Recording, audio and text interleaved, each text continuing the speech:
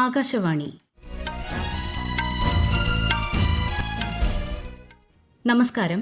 വാർത്തകൾ വായിക്കുന്നത് Sophia Daniel.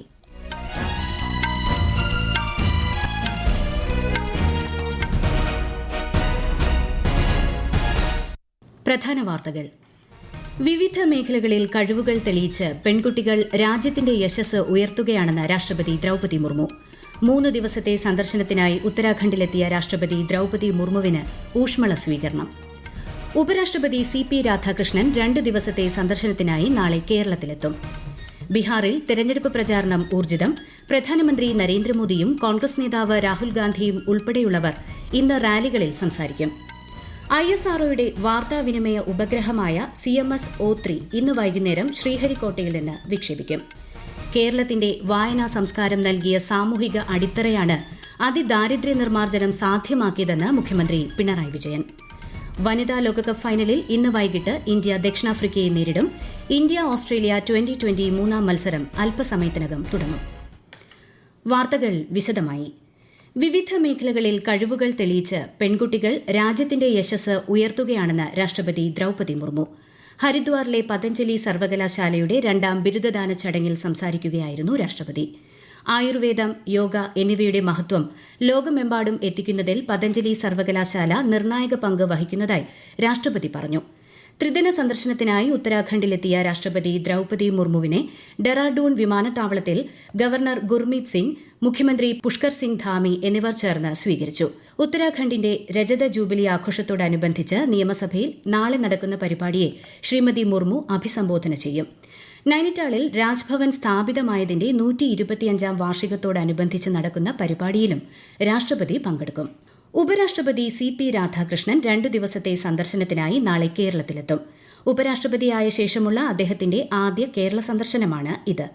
നാളെ കൊല്ലം ഫാത്തിമ മാതാ നാഷണൽ കോളേജ് വജ്ര ജൂബിലി ആഘോഷങ്ങളിൽ അദ്ദേഹം മുഖ്യാതിഥിയായി പങ്കെടുക്കും. ഇന്ത്യൻ കയർ കയറ്റുമതി ഫെഡറേഷൻ പ്രതിനിധികളുമായും കൊല്ലത്ത് കൂടിക്കാഴ്ച നടത്തും. മറ്റന്നാൾ തിരുവനന്തപുരം ശ്രീ ചിത്ര ഇൻസ്റ്റിറ്റ്യൂട്ട് ഓഫ് മെഡിക്കൽ സയൻസസും ഉപരാഷ്ട്രപതി സന്ദർശിക്കും. രാജ്യത്തെ ഭാരമേറിയ വാർത്താവിനിമയ ഉപഗ്രഹം CMS-03 ISRO ഇന്ന് വിക്ഷേപിക്കും. വൈകുന്നേരം 5:26 ആന്ധ്രാപ്രദേശിലെ ശ്രീഹരിക്കോട്ട സതീഷ് ധവാൻ ബഹിരാകാശ കേന്ദ്രത്തിൽ നിന്നാണ് വിക്ഷേപണം. വിശദാംശങ്ങളിലേക്ക്. വിക്ഷേപണത്തിനായുള്ള 24 മണിക്കൂർ കൌണ്ട്ഡൌൺ ഇന്നലെ വൈകുന്നേരം ശ്രീഹരിക്കോട്ടയിലെ നിയന്ത്രണ കേന്ദ്രത്തിൽ ആരംഭിച്ചു. വിജയകരമായ വിക്ഷേപണത്തിനായി അവസാന നിമിഷ പരിശോധനകൾ ശാസ്ത്രജ്ഞർ നടത്തിവരികയാണ്. ശ്രീഹരിക്കോട്ടയിലെ ആദ്യ വിക്ഷേപണ പാഡിൽ നിന്നാണ് റോക്കറ്റ് വിക്ഷേപിക്കുക. ചന്ദ്രയാൻ 3 പോലുള്ള ദൌത്യങ്ങൾക്ക് ഉപയോഗിച്ച രാജ്യത്തെ ഏറ്റവും ശക്തമായ വിക്ഷേപണ വാഹനമായ LVM-3 M5 ഉപയോഗിച്ചാണ് ഉപഗ്രഹം വിക്ഷേപിക്കുക. ബഹിരാകാശത്തേക്ക് 4000 കിലോഗ്രാം വരെ ഭാരം വഹിക്കാൻ കഴിയുന്ന വാഹനമാണിത്. LVM-3 M5ന്റെ 5ാമത്തെ ദൌത്യമാണിത്. മൾട്ടിബാൻഡ് സൈനിക ആശയവിനിമയ ഉപഗ്രഹമാണ് CMS-03. C, extended C, KU ബാൻഡുകൾ എന്നിവ ഉൾപ്പെട്ടതാണ് CMS-03. ഉയർന്ന ശേഷിയുള്ള ബാൻഡ് വിട്ടുകൾ ഉള്ളതിനാൽ നാവികസേനയുടെ വിനിമയ ബന്ധത്തെ ഈ ഉപഗ്രഹം കൂടുതൽ മെച്ചപ്പെടുത്തും. News desk, Akashvani. Emerging science and technology innovation conclave പ്രധാനമന്ത്രി നരേന്ദ്രമോദി നാളെ ന്യൂഡൽഹിയിൽ ഉദ്ഘാടനം ചെയ്യും.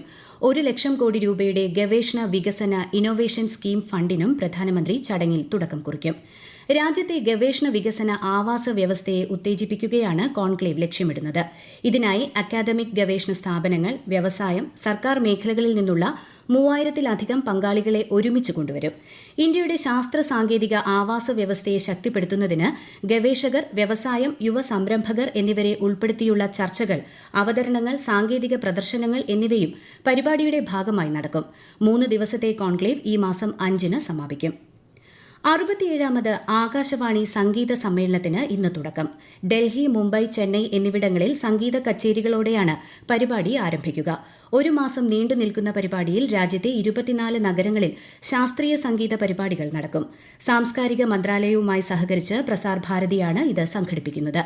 1954 ആരംഭിച്ചതു മുതൽ ആകാശവാണി സംഗീത സമ്മേളനം ഇന്ത്യയിലെ മികച്ച സാംസ്കാരിക പാരമ്പര്യമായി മാറിയതായി വാർത്താവിതരണ പ്രക്ഷേപണ മന്ത്രാലയം അറിയിച്ചു.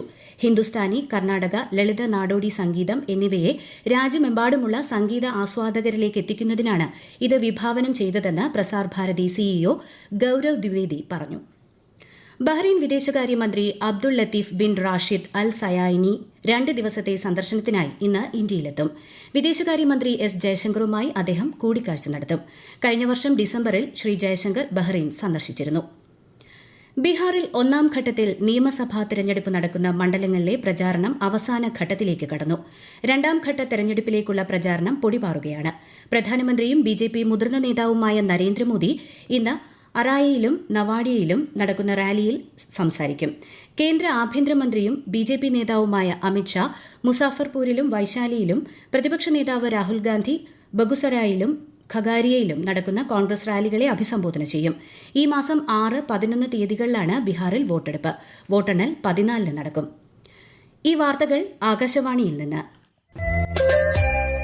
ആകാശവാണി വാർത്തകളും വാർത്താധിഷ്ഠിത പരിപാടികളും All India Radio news Thiruvananthapuram YouTube ചാനലിലും All India Radio news Thiruvananthapuram Facebook പേജിലും AR News_ തിരുവനന്തപുരം ഇൻസ്റ്റഗ്രാം അക്കൌണ്ടിലും AR News_TVM X ഹാൻഡിലും ലഭ്യമാണ്. കേരളത്തിന്റെ വായനാ സംസ്കാരം നൽകിയ സാമൂഹിക അടിത്തറയാണ് അതിദാരിദ്ര്യ നിർമ്മാർജ്ജനം സാധ്യമാക്കിയതെന്ന് മുഖ്യമന്ത്രി പിണറായി വിജയൻ. PN പണിക്കർ ഫൌണ്ടേഷൻ തിരുവനന്തപുരത്ത് സംഘടിപ്പിച്ച പരിപാടിയിൽ സംസാരിക്കുകയായിരുന്നു അദ്ദേഹം. കരുതലുള്ള സമൂഹത്തെ സൃഷ്ടിക്കാൻ വായനയിലൂടെ കേരളത്തിന് സാധിച്ചതായും മുഖ്യമന്ത്രി പറഞ്ഞു. കേന്ദ്രാവിഷ്കൃത പദ്ധതിയായ സമഗ്ര ശിക്ഷ കേരളയിലെ ഫണ്ട് ലഭിക്കുമെന്നാണ് പ്രതീക്ഷയെന്ന് മന്ത്രി വി ശിവൻകുട്ടി. കേന്ദ്ര വിദ്യാഭ്യാസ വകുപ്പ് സെക്രട്ടറിയുമായുള്ള ചർച്ച പ്രതീക്ഷ നൽകുന്നതാണെന്നും അദ്ദേഹം പറഞ്ഞു. ഈ മാസം 10 നടക്കുന്ന തൊഴിൽ മന്ത്രിമാരുടെ യോഗത്തിൽ കേന്ദ്ര വിദ്യാഭ്യാസ മന്ത്രിയെ കാണാൻ ശ്രമിക്കുമെന്നും ശ്രീ വി ശിവൻകുട്ടി അറിയിച്ചു. ആലപ്പുഴ ജില്ലയിലെ നെല്ല് സംഭരണം ആരംഭിച്ചു. ഇന്നലെ ഭക്ഷ്യമന്ത്രിയുടെയും കൃഷിമന്ത്രിയുടെയും നേതൃത്വത്തിൽ ഓൺലൈനായി ചേർന്ന യോഗത്തിൽ അടിയന്തരമായി നെല്ല് സംഭരിക്കാൻ തീരുമാനിക്കുകയായിരുന്നു. വിശദാംശങ്ങളുമായി ആലപ്പുഴ ജില്ലാ പ്രതിനിധി ആർ രവികുമാർ. ആലപ്പുഴയിലെ നെല്ല് സംഭരണവുമായി ബന്ധപ്പെട്ടുള്ള പ്രശ്നങ്ങൾക്ക് പരിഹാരമായി സപ്ലൈകോവുമായി കരാർ ഒപ്പിട്ട കാലടിയിലെ സ്വകാര്യ മില്ല് അധികൃതരോടാണ് അടിയന്തരമായി ആലപ്പുഴയിലെ നെല്ല് സംഭരിക്കാൻ നിർദ്ദേശം നൽകിയത്. കൊയ്ത്തു കഴിഞ്ഞ പാടശേഖരങ്ങളിൽ ഏകദേശം 75 ലോഡ് നെല്ലാണ് കെട്ടിക്കിടക്കുന്നത്. ആലപ്പുഴ ജില്ലയിലെ നെടുമുടി വള്ളോങ്കാട് പാടശേഖരത്തിലെയും പൂന്തുറ പാടശേഖരത്തിലെയും കരുവാറ്റയിലെയും നെല്ല് സംഭരിക്കുവാൻ ആലുവയിലെ സ്വകാര്യ മില്ലുടമയ്ക്കാണ് നിർദ്ദേശം നൽകിയിട്ടുള്ളത്. ICC വനിതാ ലോകകപ്പ് ഫൈനലിൽ ഇന്ന് ഇന്ത്യ ദക്ഷിണാഫ്രിക്കയെ നേരിടും. വൈകിട്ട് 3-ന് മുംബൈയിലാണ് മത്സരം. ഇന്ത്യ-ഓസ്ട്രേലിയ 2020 പരമ്പരയിലെ 3ാം മത്സരം ഇന്ന്. ഇന്ത്യൻ സമയം ഉച്ചയ്ക്ക് 1:45-ന് ബെല്ലേറീവിലാണ് മത്സരം. പരമ്പരയിൽ ഓസീസ് 1-0 മുന്നിലാണ്. കേന്ദ്ര സർക്കാരിന്റെ GST പരിഷ്കരണം വിദ്യാർത്ഥികൾക്ക് ഏറെ ഗുണം ചെയ്യുന്നതായി വിലയിരുത്തൽ. സ്റ്റേഷനറി വസ്തുക്കളുടെ നികുതി ഗണ്യമായി കുറച്ചിട്ടുണ്ട്. നോട്ട്ബുക്കുകൾ, പെൻസിലുകൾ, ഷാർപ്പനറുകൾ, ഗ്രാഫ് പുസ്തകങ്ങൾ തുടങ്ങിയവയുടെ നികുതി ഒഴിവാക്കിയിട്ടുണ്ട്. ഇത് അവശ്യ പഠന ഉപകരണങ്ങളുടെ വില കുറയ്ക്കും.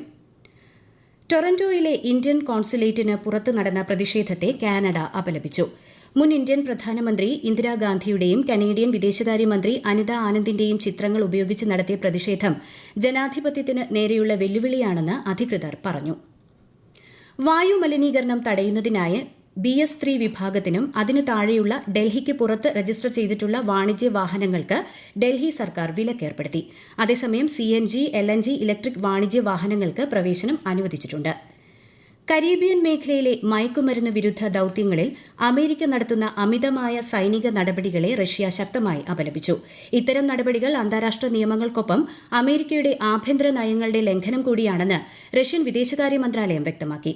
രാഷ്ട്രത്തിന്റെ പരമാധികാരം സംരക്ഷിക്കാൻ വെനസ്വേലിയൻ നേതൃത്വത്തിന് റഷ്യ പിന്തുണ അറിയിച്ചു.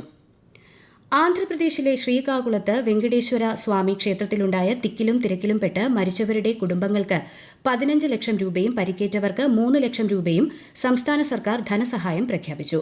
ദുരന്തത്തെക്കുറിച്ച് വിശദമായ അന്വേഷണത്തിനും സർക്കാർ ഉത്തരവിട്ടു. സംഘർഷങ്ങളെ തുടർന്ന് 2 ആഴ്ചയോളം അടച്ചിട്ടിരുന്ന അഫ്ഗാനിസ്ഥാൻ പാകിസ്ഥാൻ അതിർത്തിയായ തോർഖാം ചെക്ക് പോസ്റ്റ് വീണ്ടും തുറന്നു. തോർഖാമിലും ചാമനിലുമുള്ള 10,700ഓളം അഫ്ഗാൻ അഭയാർത്ഥികളും സ്വദേശത്തേക്ക് മടങ്ങിയെത്തി. പ്രധാന വാർത്തകൾ വീണ്ടും. വിവിധ മേഖലകളിൽ കഴിവുകൾ തെളിയിച്ച് പെൺകുട്ടികൾ രാജ്യത്തിന്റെ യശസ് ഉയർത്തുകയാണെന്ന് രാഷ്ട്രപതി ദ്രൌപതി മുർമു. ഉപരാഷ്ട്രപതി CP രാധാകൃഷ്ണൻ 2 ദിവസത്തെ സന്ദർശനത്തിനായി നാളെ കേരളത്തിലെത്തും. ബീഹാറിൽ തെരഞ്ഞെടുപ്പ് പ്രചാരണം ഊർജിതം. ISROയുടെ വാർത്താവിനിമയ ഉപഗ്രഹമായ CMS-03 ഇന്ന് വൈകുന്നേരം ശ്രീഹരിക്കോട്ടയിൽ നിന്ന് വിക്ഷേപിക്കും. കേരളത്തിന്റെ വായനാ സംസ്കാരം നൽകിയ സാമൂഹിക അടിത്തറയാണ് അതിദാരിദ്ര്യ നിർമ്മാർജ്ജനം സാധ്യമാക്കിയതെന്ന് മുഖ്യമന്ത്രി പിണറായി വിജയൻ. വനിതാ ലോകകപ്പ് ഫൈനലിൽ ഇന്ന് വൈകിട്ട് ഇന്ത്യ ദക്ഷിണാഫ്രിക്കയെ നേരിടും. ഇന്ത്യ-ഓസ്ട്രേലിയ 2020 3ാം മത്സരം അല്പസമയത്തിനകം തുടങ്ങും. വാർത്തകൾ കഴിഞ്ഞു. അടുത്ത വാർത്താ പ്രക്ഷേപണം വൈകിട്ട് 6:30.